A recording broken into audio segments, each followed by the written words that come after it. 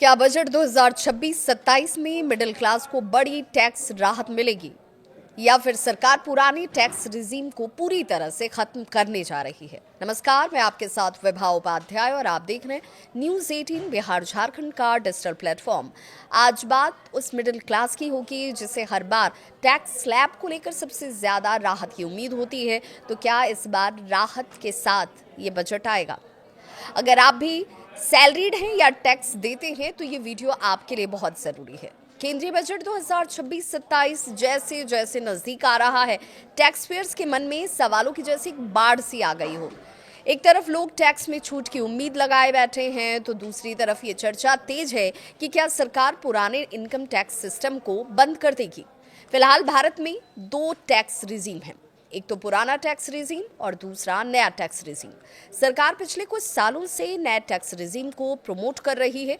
लोग इसमें ज़्यादा इंटरेस्ट दिखाएं, इसकी तरफ बढ़े, ये सरकार की कोशिश है। लेकिन अब भी एक बड़ा तबका है जो पुराने टैक्स रिजीम में ही आगे बढ़ रहा है।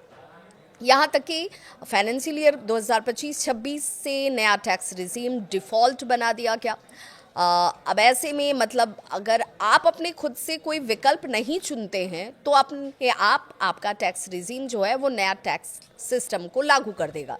ओल्ड टैक्स रिजीम क्यों ज़रूरी है ये भी समझ लीजिए और उसके बाद फैसला कीजिए कि आपके लिए सुटेबल कौन सा रिजीम है। चार्टर्ड अकाउंटेंट जो होते हैं वो इस चीज़ को बेहतर और वैज्ञानिक तरीके से आप तक पहुंचाते हैं, इसलिए आपको उनकी भाषा ज़्यादा आसानी से समझ में आएगी। और ऐसे ही कुछ चार्टर्ड अकाउंटेंट्स की मिली जुली राय इसे लेकर सामने भी आई। आज भी पुराना टैक्स रिजीम लाखों टैक्स पेयर्स के लिए बेहद ज़रूरी है, उनका ये मानना है। ख़ास तौर पर बड़े शहरों की बात करें तो वहाँ रहने वालों के लिए जहाँ किराया ज़्यादा होता है, एचआरए की छूट सिर्फ पुराने टैक्स रिजीम में ही मिलती है। इस लिहाज से ये पुराना टैक्स रिजीम जो है वो आपके लिए फ़ायदेमंद हो जाता है। इसके अलावा भी पुराने टैक्स रिजीम में मिलती है कुछ बड़ी छूट। अब ये बड़ी छूट किस रूप में मिलती है तो ये जान लीजिए। होम लोन के ब्याज दर पर ये छूट पुराने टैक्स रिजीम में ज़्यादा है, इस लिहाज से लोग इसे पसंद करते हैं। इसमें 2 लाख तक सेक्शन 80C में आपको तकरीबन 1.5 लाख तक की छूट मिल जाती है, इस वजह से भी ये प्रायोरिटी में ज़्यादा है। हेल्थ इंश्योरेंस सेक्टर की बात करें तो ये भी 80D में ही आता है और एजुकेशन लोन की बात करें तो ये भी 80E सेक्शन में ही आता है, इसमें भी ब्याज दर में छूट मिलती है। इतना ही नहीं, LIC की बात करें, PPF की बात करें, ELSS जैसे निवेश की बात करें तो इसमें भी टैक्स छूट जो है ये पुराने रिजीम में लोगों को हासिल होता रहा है।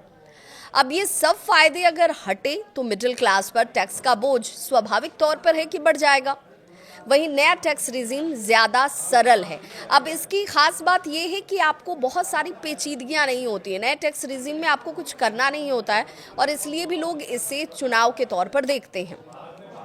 कम टैक्स स्लैब, कम टैक्स रेट, कोई झंझट नहीं और कटौती नहीं है तो लोगों के लिए ये अपने आप ही पसंद बन जाता है। 12 लाख तक की सामान्य आय पर लगभग कोई टैक्स नहीं है, इसलिए भी टैक्स जो नया टैक्स रिजीम है वो लोगों की चॉइस है। नए टैक्स स्लैब में कुछ बातें ऐसी हैं जिन्हें आपको ज़रूर जानना चाहिए और ये नया टैक्स स्लैब क्या है वो समझ लीजिए अभी तक, क्योंकि अब नया बजट आने वाला है। उससे पहले ये इस चीज़ की स्थिति को आप समझ भी रहे होंगे और इसके हिसाब से आपने अपना चुनाव भी किया होगा। लेकिन इस बार राहत की उम्मीद तो हर तरीके से लोग देख रहे हैं। अब ये नया टैक्स रिजीम, लेकिन पुरानी स्थिति में क्या था तो 0 से लेकर 4 लाख तक कोई टैक्स नहीं लगता है। 4 से लेकर 8 लाख तक की आमदनी पर 5% और 8 से 12 लाख तक 10%, 12 से 16 लाख तक 15% और 16 से 20 लाख तक 20% की स्थिति बनी हुई थी।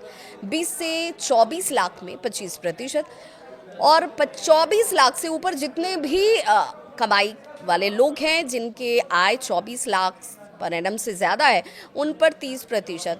कौन सा टैक्स सिस्टम अब आपके लिए सही होगा ये सवाल आपके मन में भी होगा। तो टैक्स एक्सपर्ट्स की बात अब ध्यान से सुनिएगा। टैक्स एक्सपर्ट्स कहते हैं कि अगर आपकी सालाना आय जो है वो 12 लाख तक है और आप ज़्यादा छूट क्लेम नहीं करते हैं तो नया टैक्स रिजीम आपके लिए बेहतर हो सकता है। लेकिन अगर आप लेते हैं HRA, home loan, PPF, ELSS, medical insurance तो पुराना टैक्स रिजीम आज भी आपके लिए ज़्यादा फायदेमंद है। फिलहाल संकेत क्या मिल रहे हैं तो संकेत यही है कि सरकार दोनों टैक्स रिजीम को जारी रख सकती है। संभव है कि नया टैक्स सिस्टम और आकर्षक तरीके से आपके सामने पेश किया जाए, लेकिन पुराने टैक्स सिस्टम को तुरंत खत्म करना सरकार के लिए भी इतना आसान नहीं होगा। इसीलिए एक्सपर्ट्स इस बात पर जोर दे रहे हैं कि संभवतः दोनों ही टैक्स रिजीम इस बार भी बने रहें। अब सबकी निगाहें बजट 2026-27 पर टिकी हुई हैं। देखना होगा कि इस बार मिडिल क्लास को किस रूप में कितनी राहत मिलती है, या टैक्स का बोझ जो है वो अभी जितना है उतना ही बना रहता है। आपको क्या लगता है? आपकी राय बहुत महत्वपूर्ण। पुराना टैक्स सिस्टम बरकरार रहना चाहिए या हटा दिया जाना चाहिए? कमेंट में अपनी राय ज़रूर साझा करें और ऐसे ही काम की खबरों के लिए देखते रहें हमें।